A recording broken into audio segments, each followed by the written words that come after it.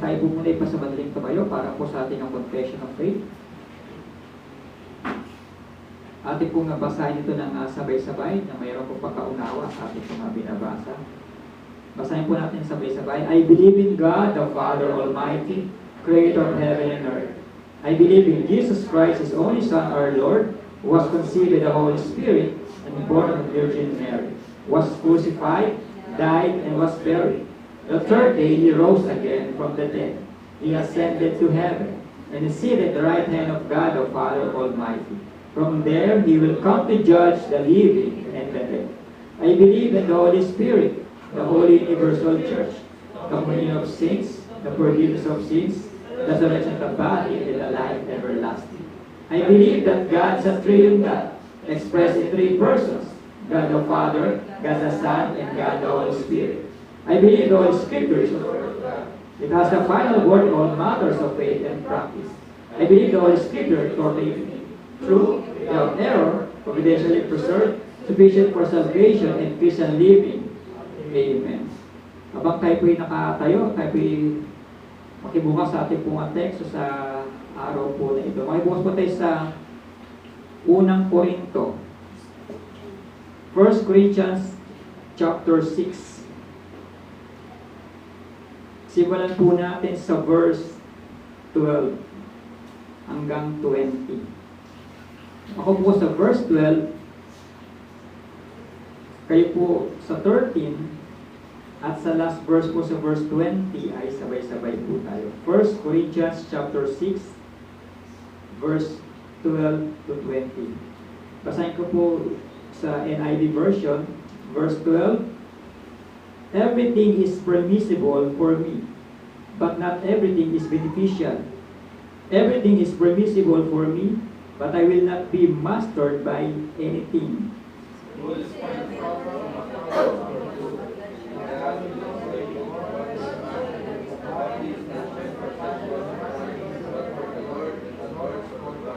By His power, God raised the Lord from the dead, and He will raise us also.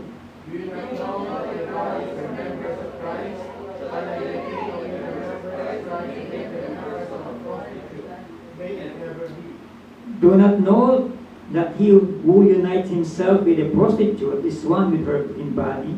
For it is said, the two will become one flesh. Flee from sexual immorality. All other sins a man commits are outside his body, but he who sins sexually sins against his own body.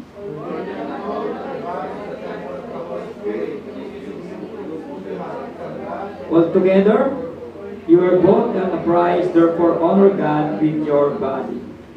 Pagpalain nawa ang pagkakabasa na itong banal na salita at tulungan mo kami, Panginoon, na maunawaan namin, may hindihan ng mga talatang ito, Panginoon. At sa iyo namin patuloy na itinataas at dinudulog ang pag-aaral nito at pag-iinigitay nitong banal na salita. Ito ang sama-sama panalangin in Jesus' name. Amen. Diba, makaupo po ang bawat isa. Serious break muna po tayo. At muli po na magandang umaga po sa bawat isa. At nawa tayo ay nasa maayos na kalagayan sa mga oras nito. Kahit na tayo ay nababatbat ng mga iba't ibang mga, malakas na naman ulit yung hangin.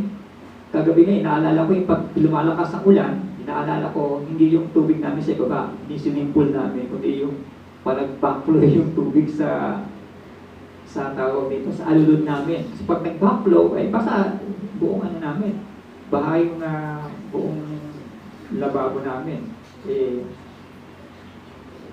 Wala naman kaming, hindi mababasa yung aming gas range kasi wala naman kaming gas.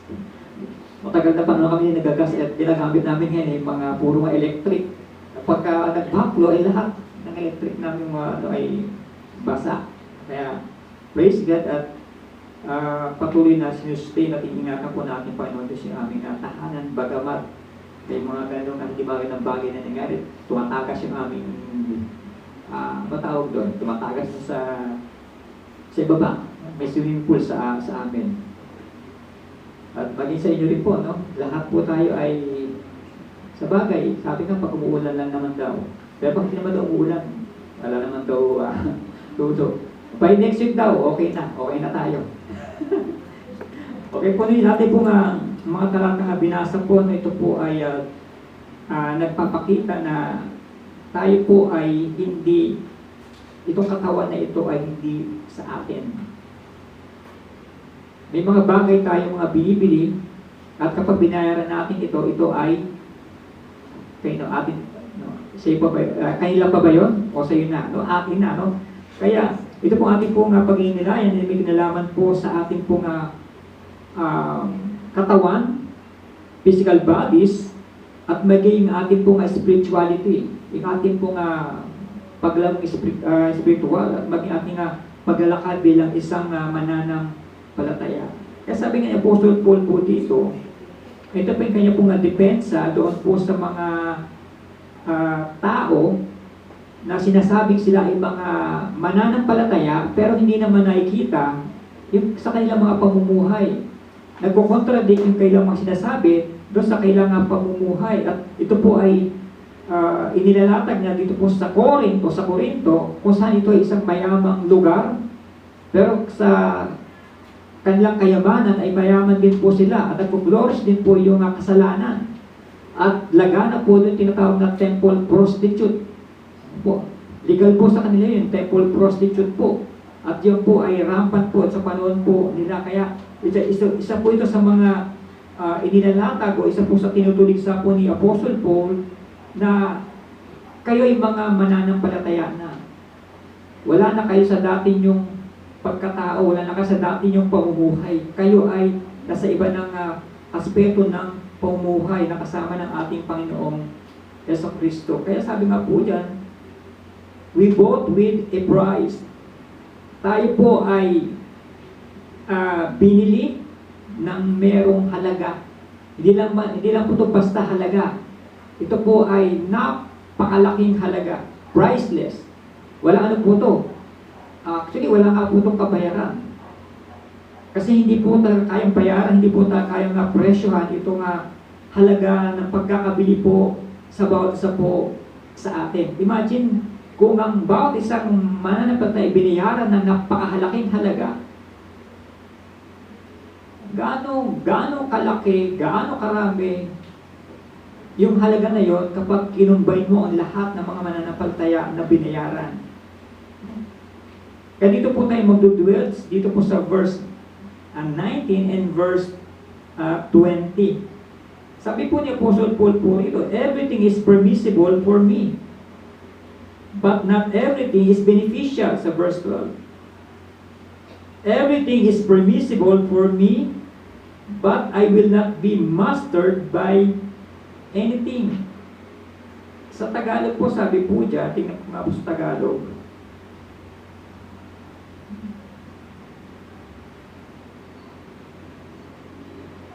Sabi sa verse 12, may magsasabi, malaya akong makagagawa ng kahit ano.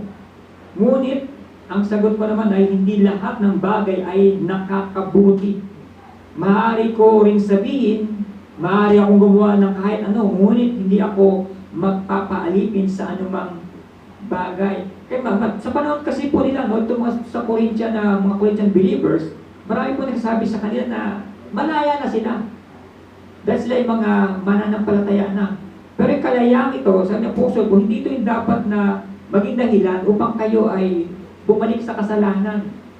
Dahil malaya kayo, ay malaya na rin gawin yung kasalanan. Sabi ng Apostle, no, never. Kasi malaya akong makakagawa ng kanang, ngunit ang sagot ng hindi lahat ng bagay ay nakakabuti. Kaya sabi na niya sa atin, may free will tayo. Okay, may free will talaga tayo. Gumawa ng kasalanan, no? In fact, talaga wala pong free will. Wala po tayong talagang free will na tinatawag. Pag pinag-usapan po natin, ang patungkol po sa spirituality. Free choice meron. Meron kang kalayaan pumili ng mapapakasawa mo. May kalayaan kang pumili ng bibili mong bagay. May kalayaan kang pumili kung anong sasakyan ang bibilin mo. Saan ka sasakay, saan ka pupunta, malaya kang pumili po. Free choice po yan. Pero hindi po yung free will. Kasi kapag may free will po talaga tayo, hindi po yung free. Kasi talagang naisin natin ay ang kasalanan. At hindi ko pahintulutan ng Diyos po yan, na tayo ay malugmok po sa tinatawag na kasalanan. Kaya dito po, no, pumapasok po dito yung, yung pagtubos po ng ating Panginoon Kristo, dito po sa kasalanan po ng bawat isa. Sino rito walang kasalanan? Lahat po tayo ito ay nagkasala, lahat po tayo makasalanan, at wala po nakaabot sa pamantayan po ng ating Panginoong Diyos. Ito po yung sinasabi ng Apostol, ito po yung kanyang depensa po dito sa mga mananampalataya na nagsasabi na okay lang ang magkasala as long as yung aking spirit, yung aking soul ay malinis. Pwede ba yun? Malinis yung soul, pero yung katawan ko ay nagpatuloy na nagkakasala. Ito po yung argumento pa yun, kailangan depensa. Dito po mga Corinthian believer. Kaya nga, kahit magpatuloy sila doon sa temple prostitute, kahit na sila ay magpakasasa sa tinatawag na kamunduhan, okay lang sa kanila kasi malinis naman daw yung kanilang kaluluwa. Paano nangyari po, no? Na nagkakasala ang iyong katawan, samantalang iyong kaluluwa ay malinis, no? Para may contradiction po, no? Kaya ito po ay isa pong pagpapaalala po ni Apostle Paul dito sa mga mananampalataya, pinapaalala po ang bawat isa na tayo po ay binayaran ng napakalaking halaga. Hindi lamang ito monetary, hindi ito dowry na tinatawag. Sino rin kayo nagpakasal, nagbigay ng dowry? No? Ito ay binayaran mismo ng ating Panginoong Jesucristo. At isa ito ang tinatawag na isa ay blessed fact. You are bought with a price. Sabi nga po dito, sapagkat binili niya kayo sa isang halaga. Binili niya kayo sa isang halaga, sabi sa verse 20. You are bought with a price. And this indicates the greatness of the cost. With a price. Merong halaga na tinatawag. Ano na yung pinakamahal niyong bagay na nabili sa inyong tanang buhay? Maliban sa kotse, maliban sa bahay, maliban sa mga nagalaki ang mga lupa. Ano yung pinakamahal niyong bagay na nabili? Diamond ring? Ano pa ba? Yung mga may tuturing yung luxury sa inyo. Mahal. Gano'ng kamahal yun? Pero sabi dito, with a price, merong halaga yung ipinambayad po sa bawat po sa atin. And this indicates the greatness of the cost. Ano yung tawag naging cost dito po nga pagbili po sa atin, pagbabayad po sa atin? This cost the Father gave the Son. And the Son gave Himself. Ano pa? His happiness, His glory, His body, His soul, and most of all, His life. Ibinigay po ng Ama ang kanyang kaisa-isang anak, kanyang buktong anak na si Jesus, at si Jesus naman ay malaya niyang pinagkaloob ang kanyang sarili para po sa atin.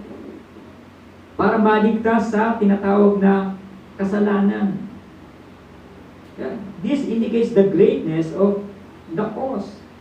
And we measure the price by the blood, sweat, the cross, the heartbreak, yung pag-aalimura, pag-aalipusta, kahihiyan, sakit, hirap, at maging kamatayan.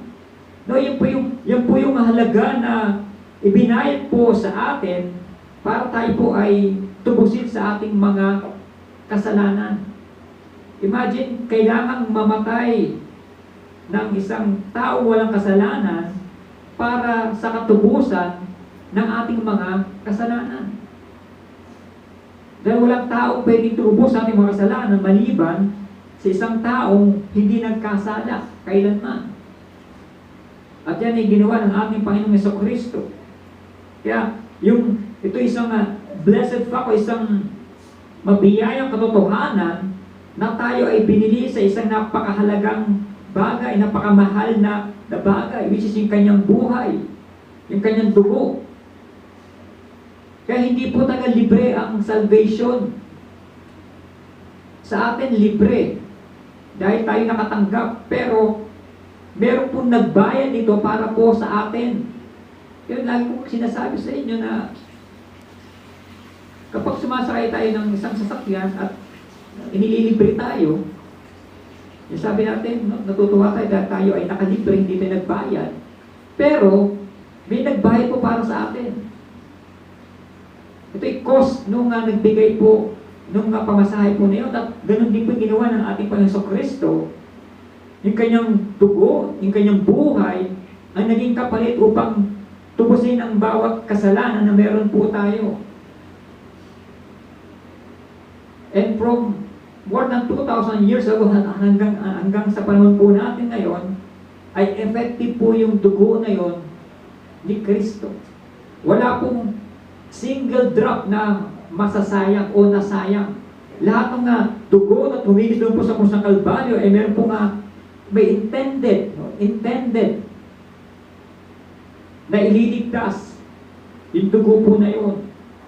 Kaya ito po yung katotohanan na tayo pala ay binayaran sa isang napakalaking halaga, which is buhay. Buhay naging kapalit ng ating kaligtasan. Buhay naging kapalit ng ating kapatawaran sa ating mga kasalanan. At buhay po na ng ating Panginoong Jesucristo. Kung yung mga bagay na binibili po natin na napakahalaga po sa atin, na tingin natin napakamahal, kaya iingat-ingatan po natin, kung sapatos man yan ay kada saot, kada uwi ng bahay ay pinupunasan, nililinis. Pero after a month, nandun na sa shelves na. After a year, wala na. Kahit yung sintas, hindi na malabhan, nagigitata na yung sintas. No? Napakaduwin. And after another year, nasa labas na lang, hindi na pinapansin. Hayaan ng may kumuha dyan sa labas.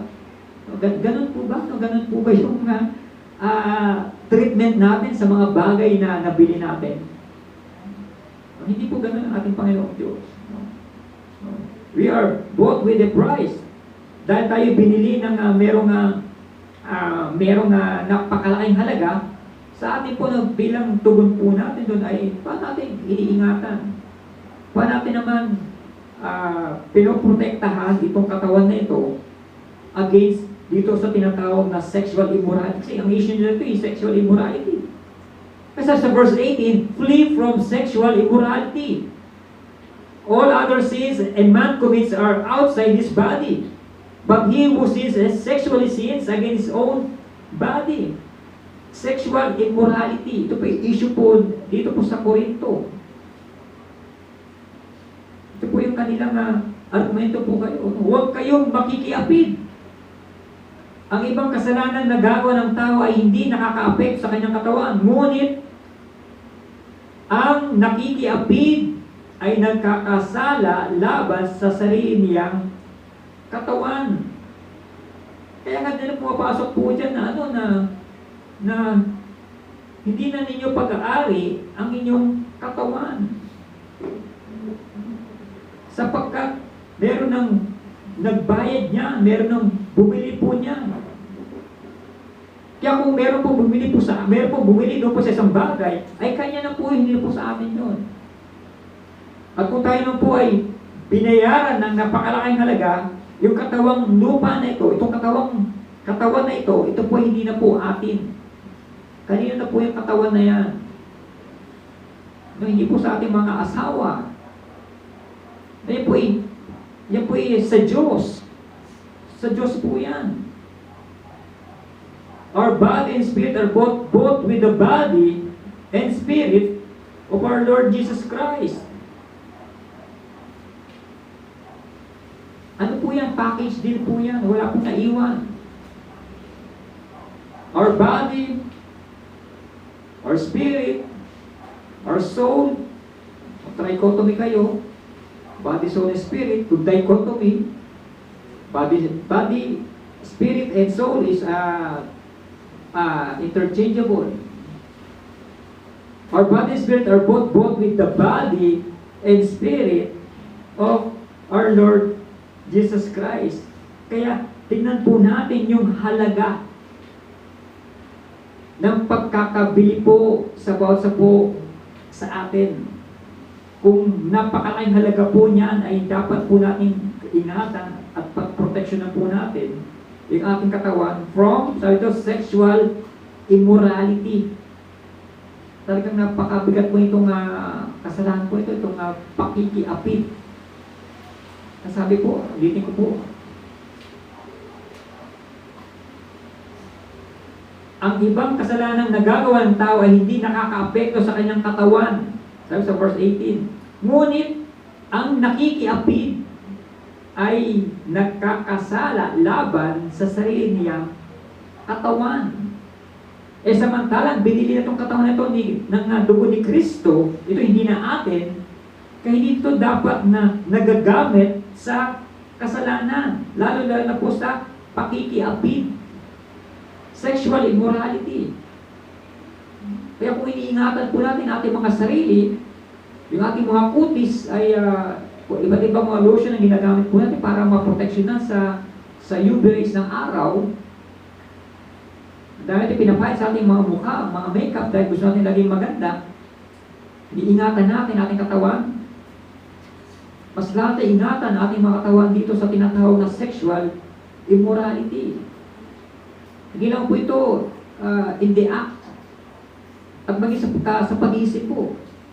Ang sabi ni Jesus, yung tumingin ka lang na may meron kang malaswang pagtingin sa isang babae. Ikaw ay nagkakasala ka na. Tingin pa lang po yun sa kaisipan. Hindi lang po itong sexual immorality, hindi lang po ito in the act, kundi maging sa pagtingin at may sa ating kaisipan. Tayo po'y nagkakasala kapag meron tayong hindi magandang iniisip sa ating pong mga kapwa. At pangalawa po, sabi po ito, you are not your own. This is a plain consequence. Hindi na sa iyong katawan na yan. At meron po itong tinatawag na negative and positive. Sa negative po, it is clear that if both you are not your own. Tingnan po sa marketplace. Di ba kapag bumili ka ng isang bagay po doon, ay sarili mo na yun. Pag-aarin mo na. Hindi na yung pag-aarin ni nung trader. Kundi sa'yo na po yun. Kaya maliwanag po dyan na sabi tayo, you are not your own. Sa negative po, this involves privilege.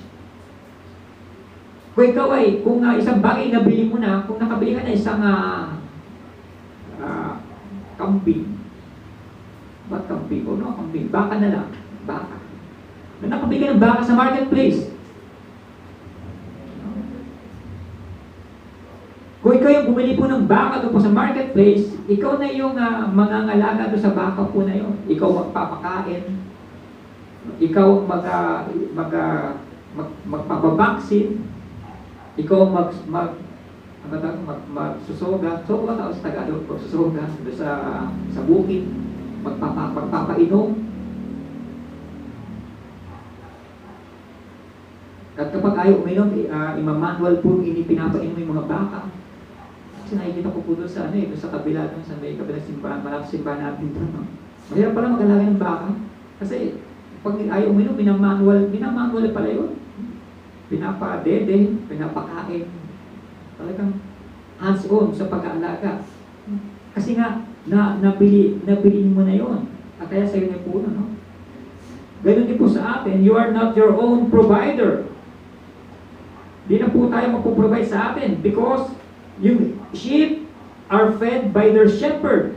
Meron na po mag-shepherd sa atin, meron na po magpapakain po sa atin. Kasi tayo po nabili na. O nabili na yung tinatawag na baka. And you are not your own guide.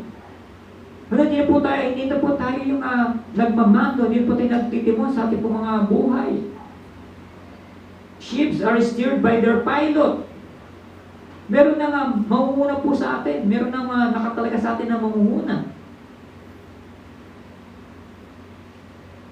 And you are not your own father. Because children loved by parents. Na meron na nga magulang na mag-aalaga. Dahil tayo po ay meron na nga under na po tayo sa isang pamilya. There's a consequence, if we negative. And this also involves responsibility. Meron po tayong responsibilidad po bilang mga tinubos o binili. We are not our own to endure. Hindi natin dapat na sinasaktan itong katawan na ito. Neither body nor soul. Not our own to waste in idleness, amusement, or speculation. Hindi natin dapat sinasayang daw itong ating buhay, itong ating katawan. Hindi natin sinasayang sa walang kaparakang mga bagay. Not to our own ways in idleness, and not our own to exercise and follow our own prejudice or our wills. Di na po tayong susunod sa atin, kundi meron ng mamando po sa atin, meron na po nag-guide po sa atin. Not our own to lend or our service to another master. Dahil meron po tayong master, hindi po tayo dapat na may another master. Ay po yung negative, ay po yung negative po, no? Ay positive naman po. Your body and your spirit which are God's. Yung ating pong katawan, ating espiritu, ating pong mga kaluluwa, yan po ay sa Diyos. Nasa Diyos na po daw yan. We are all together God's. Body and spirit include the whole man, yung ating pong buong pagkatao. Yan po ay sa Diyos na po. Kaya kung sinasabi natin tayo mga mananampalataya, yung buong pagkatao po natin, maging katawang lupa na ito, yan po ay sa Diyos na. Hindi na po yan sa atin. Kaya wala na po tayong karapatan po dyan. We are always God's. The price was paid. We are forever His. Di ba binayaran ka na? Sa'yo na yan. Kailangan pa ba ng ORCR? Okay, sinasabi ng LTO? ORCR. Kapag binayaran ka na, sa Kanya ka na.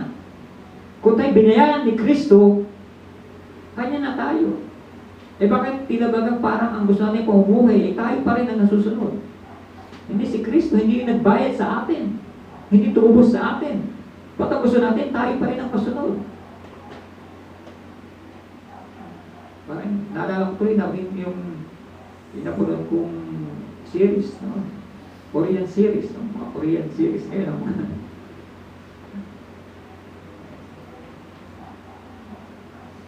We rejoice that we know we are God's. We have a beloved owner.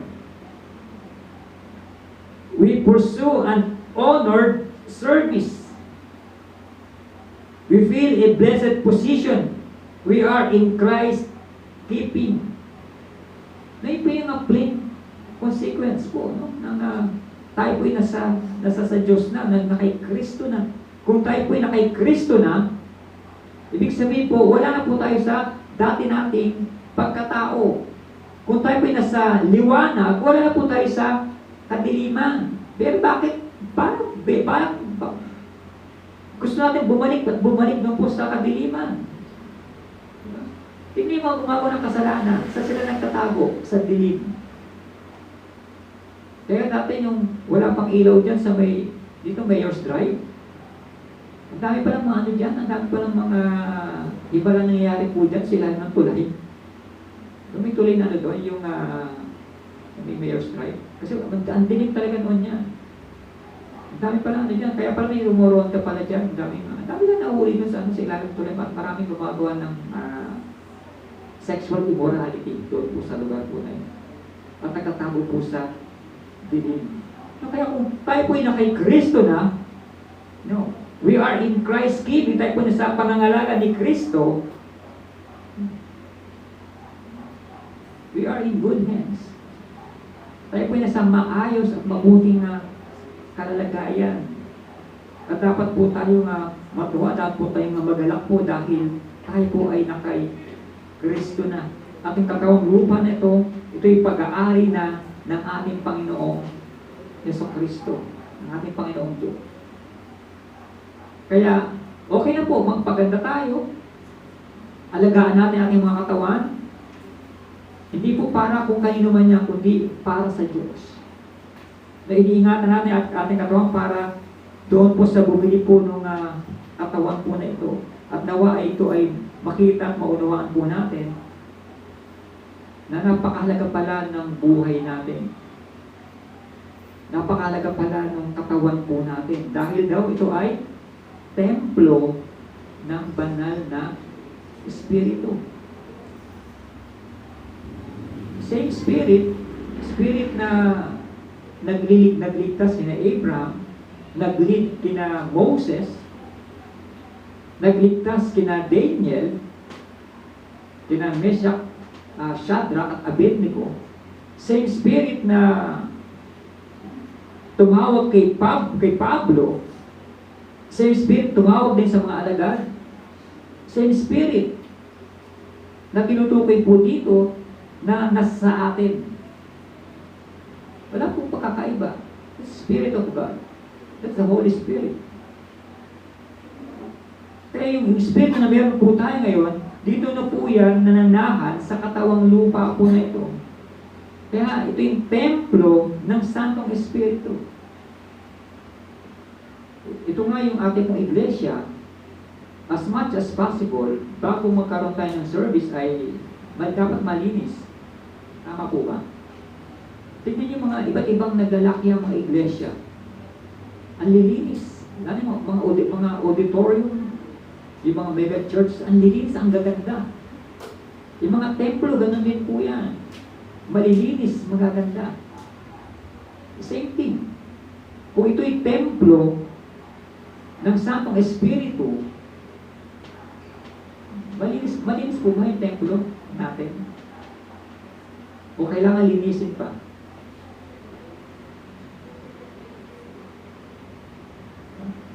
Sabi ko ito, na ating katawang lupa, ito yung templo ng Santong Espiritu. Dito po siya nananahan.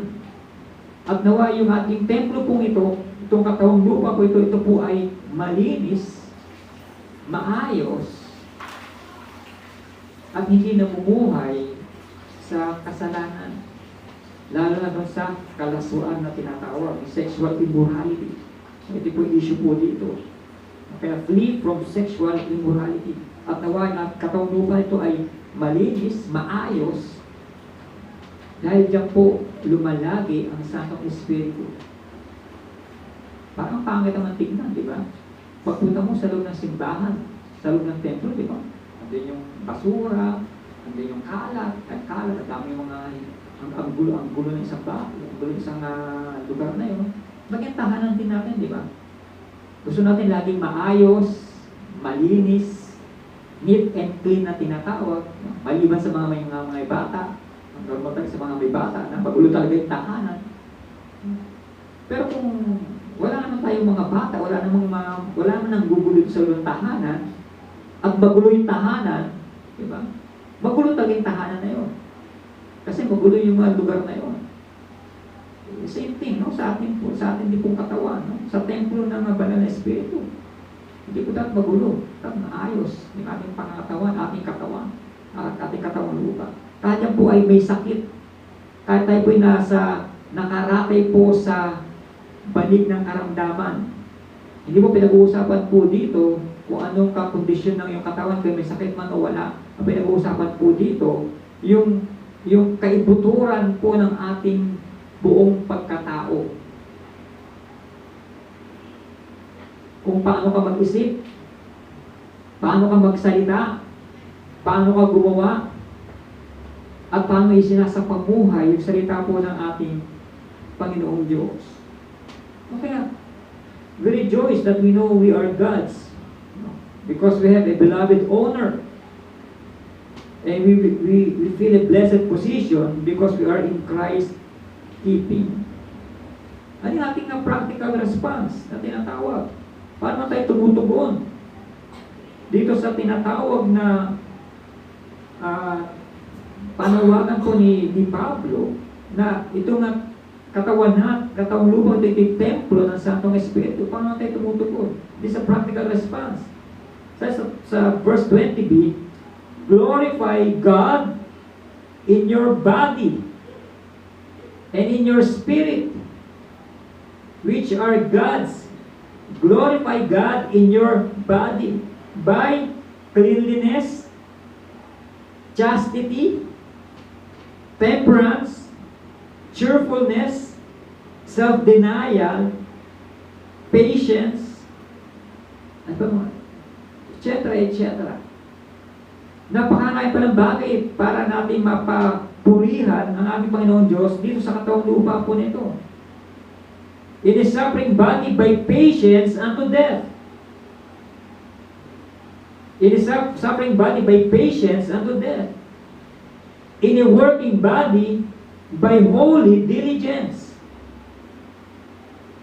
In a worshiping body by bowing in prayer. In a well-governed body by self-denial. In an obedient body by doing the Lord's will with delight. Na ito pala yung practical response na pwede pa natin gawin to glorify God in our body.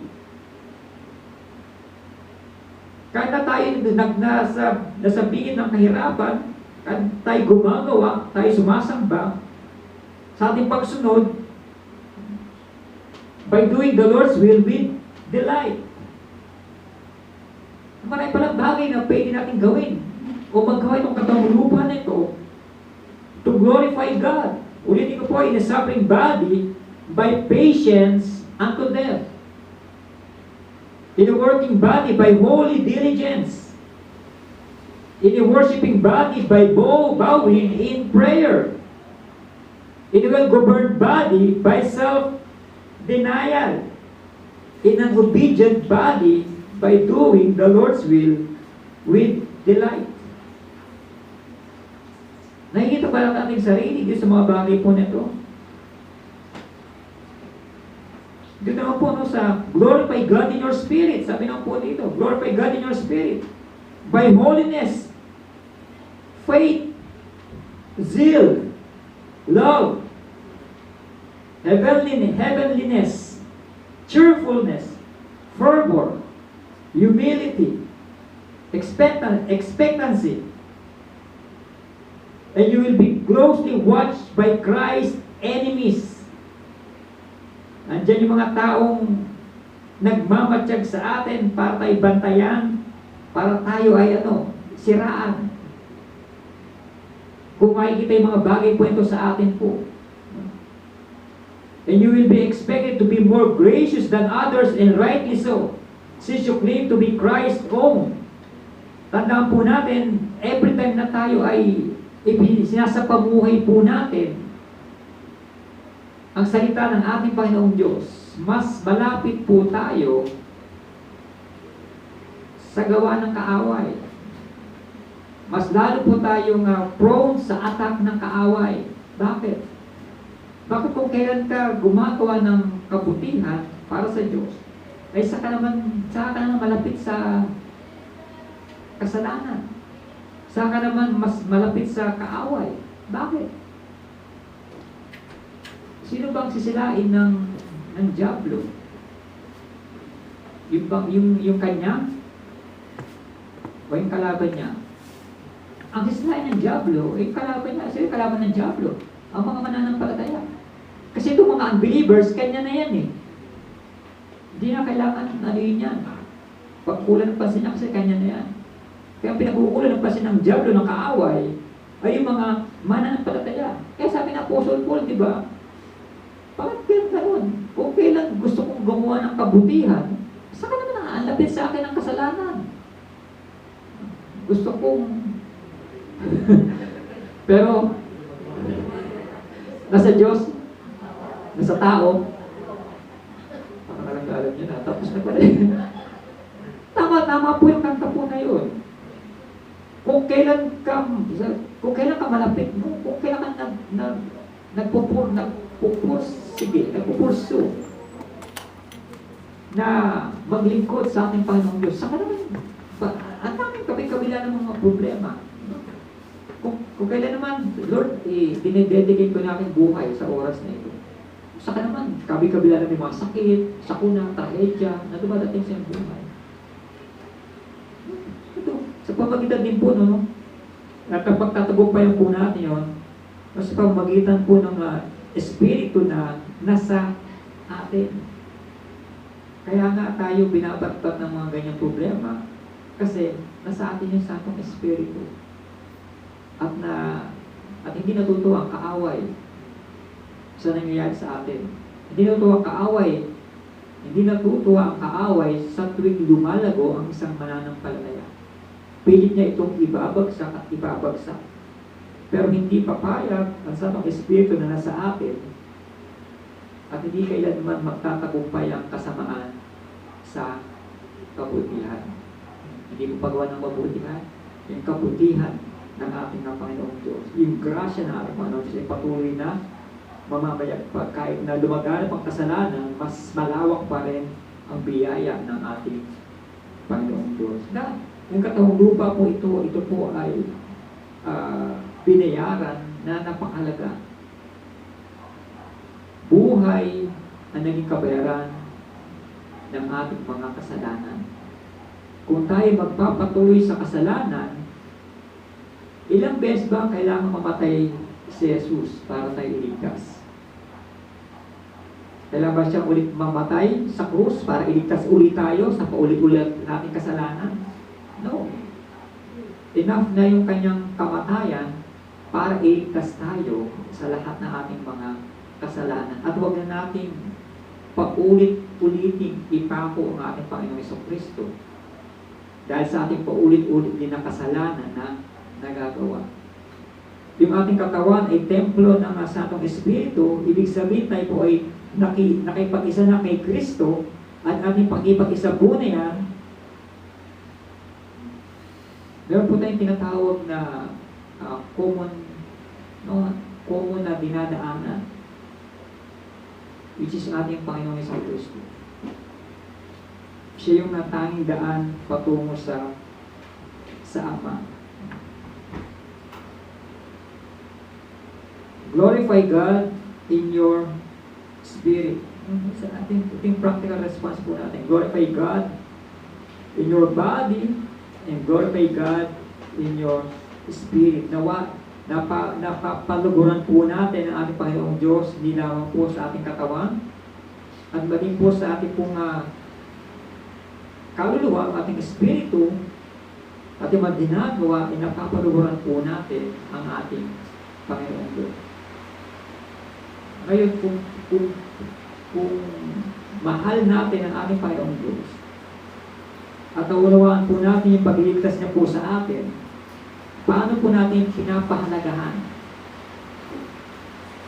itong Santong Espiritu na nasa ating katawan? Paano pinapahalagahan niya itong Santong Espiritu na namumuhay sa ating katawan?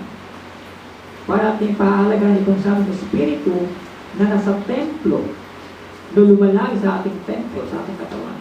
Paano? Paano pinapahalagahan? Pinapahalagahan po ba natin?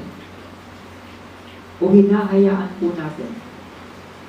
Tandaan po natin, once na ikaw ay iligtas, from the moment na ikaw ay na-born again, bumababa yung Santong Espiritu, pinagkakalobatan ng Santong Espiritu bilang payment, guarantee, assurance, na ikaw ay iniligtas na ng ating Panginoon Diyos. Paano naman natin pahalagahan yung kaligtasan niya o yung Santong Espiritu niya na pinagkatiwala po sa atin? And praise God, dahil tayo magkakasama ngayon kahit na masama ang panahon, kahit na bumabagay sa labas, kahit na di natin alam pag-uwi natin ng bahay ay nakalutang na yung ating mga gamit sa loob ng bahay. At iba dito ay may mga sakit na kailang mga mahal sa buhay. Pero pinili natin na unahin ang ating Panginoong Diyos. Pinili na tayo magkaroon ng corporate worship. At sa puyang paraan na pinapahalagahan natin yung Santong Espiritu na nasa atin. Hindi lamang po, maraming paraan para mapahalagahan po natin ang Santong Espiritu sa buhay po natin. By holiness, by faith, by love, cheerfulness, humility. Yan po yung mga example kung paano natin nag-glorify ang ating Panginoong Diyos sa Espiritu na pinagkatiwala po sa atin. Sa ating pagtatapos, you are not an accident, no? Wala pong accident sa buhay po natin, no? You are a temple, a redeemed possession, and an ambassador. If you live a redeemed life, your God or our God will be honored. Mamuhay tayo na may takot sa ating Panginoong Diyos. Mamuhay tayo bilang tinubos o iniligtas ng ating Panginoong Jesucristo. Mamuhay tayo nang naayon sa salita po ng ating Panginoong Diyos. Ang ating Panginoong Diyos mismo ay malulugod sa mga bagay na ito. Nawa, patuloy nating pahalagahan, patuloy nating pagyamanin na sa atong Espiritu na nasa ating katawan. Ingatan ang katawan na ito para sa atong Espiritu ay patuloy na mapaluguran sa pamamagitan ng paglilingkod po natin, pagtitiwala natin, at pagbibigay po natin ng buhay sa ating Panginoong Jesucristo. Tayo pong lahat ay tumayo, tayo po'y manalangin. Let us pray.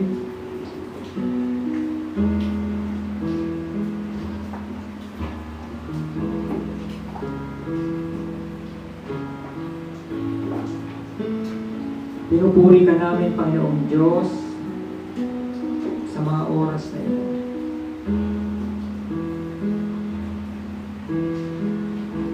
Hindi lamang dahil kami ay magkasama sa fellowship na ito, kundi dahil tinubos mo ang aming mga kasalanan. Kami pinakalooban ng buhay na walang hanggan. Piniligtas sa kapahamakan. At pinakalooban ng Santong Espiritu bilang garantya na kami ay ligtas. Salamat, Panginoon, sa katotohanan ito. At salamat, Panginoon, sa iyong dakilang pag-ibig na patuloy mo ipinapamahalas sa iyong mga anak. At salamat din, Panginoon, maging sa katawan na ito na pinagkatiwala mo sa bawat sa amin, na ngayon ay pinananahanan ng Santong Espiritu. Gawa kung paano namin pahalagahan ang ibang mga bagay, mas lalo namin ingatan ang aming mga katawan na ito. Palakasin, palusugin, at ilayo sa anumang uri ng kasalanan. Tulungan mo kami, Panginoon, na makaiwas sa mga bagay na makakasama sa katawan na ito. Ingatan mo kami, Panginoon, at gabayan kami. Bigyan ng karunungan maging sa mga gawa ng kaaway upang kami itrap, upang kami masilo sa mga hindi magandang bagay at magtungo ito sa kasalanan. Bigyan niyo kami, Panginoon, ng karunungan na ma-discern ang mga bagay na ito. At kami nga, Panginoon, ay makapaglingkod sa iyo ng may katapatan. Makapaglingkod kami sa iyo, Panginoon, ng may kabanalan. At magkaroon na kami, Panginoon, ng pagpupursig na makapaglakad kami, Panginoon, tungo sa kabanalan. Kaya salamat, Panginoon, sa salita mo sa mga oras na ito. At nawa ang katawang lupa na ito ay patuloy mong gamitin, hindi lamang para sa aming, kundi gamitin namin ito, Panginoon, para sa iyong kapurihan. Dahil ang katawang lupa na ito ay biniyaran mo na ng napakalaking halaga. Ikaw na ang nagmamay-ari nito. Kaya kami dapat na magpasubmit sa iyo, Panginoon. Ang aming mga isipin, ang aming mga adhikain, o anong bagay na meron kami, ito ay sa iyo. Dahil ito ay biniyaran mo. Kaya salamat, Panginoon, sa mga salita mo sa mga oras. Salamat, Panginoon. Kami ay na-review, kami na-correct kung paano namin tinitreat ang aming mga katawan. At nawa, sa mga oras ito, ipahalagahan namin ang katawan na ito. Dahil ito ay sa iyo. Kaya pinupuri ka namin at patuloy ang pinapasalamatan. At salamat din, Panginoon, maging sa fellowship na ito, sa mga oras mo. Sa mga anak mo na inako mo sa lugar na ito. Bagamat hindi magandang panahon, pinili ng iyong mga anak na kami magkakipon sa lugar na ito. Upang ikaw ay purihin, ikaw ay pasalamatan, at patuloy ng mga pagnilay-nilay na iyong mabanal na sa iyo. At tulungan mo kami, Panginoon, naging yung mensahe mo sa mga oras na ito ay magamit namin, Panginoon, upang kami patuloy lumago sa pananampalataya. Patuloy pagpalain ang buhay ng bawat isa sa mga pagpapagal, Panginoon, na ginagawa ng iyong mga anak. Lalahanin mo, Panginoon, ang araw na ito sa pagpapagal ng iyong mga anak. Tulungan mo ang bawat isa na patuloy na maibsan ng mga hindi magandang nararamdaman. Tulungan mo, Panginoon, ang iyong mga anak na matugunan din ang mga kailangang mga pangangailangan sa kailangang pang-araw-araw na gastusin. At lalo na, Panginoon, ang pag-iingat mo ay patuloy na maranasan namin, Panginoon. Hindi lamang sa mga oras nito, bagi sa paglabas namin sa lugar na ito, at bagi sa mga susunod na linggo, ang iyong gabay at pagmubay ang aming maranasan sa lahat ng oras. Layo kami, Panginoon. Layo mo yung mga anak sa anumang uri ng aksidente o disgrasya o anumang sakuna na laganap sa aming mga paligid. Kaya ko pinagkakatiwala ang buhay at kaligtasan at pag-iingat ng iyong mga anak. At salamat, Panginoon, sa oras na ito na pinagkatiwala mo upang kami malayang makapagnilay-nilay na iyong banal na sa ito. At patuloy namin itinataas sa ito, Panginoon. Ang bawat salita mo na aming napapakinggan ay patuloy na tumimo sa aming mga puso bilang pinhi, at ito nawa ay patuloy umusbong sa mga susunod na panahon at tuloy na mamunga sa iyong habag at biyaya. Kaya salamat, Panginoon, sa fellowship na ito, at salamat, Panginoon, sa lugar na ito, at salamat, Panginoon, sa presence ng bawat isa, at lalo-lalo na presensya ng Santong Espiritu na patuloy namin nararanasan sa lahat ng oras.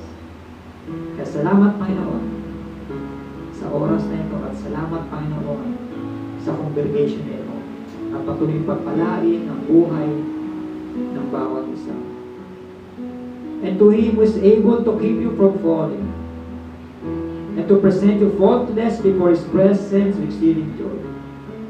To the only wise God, our Savior, be glory and majesty, dominion and power, both now and evermore. May the grace of our Lord Jesus Christ and the love of God and the fellowship of the Holy Spirit be with you all. Amen.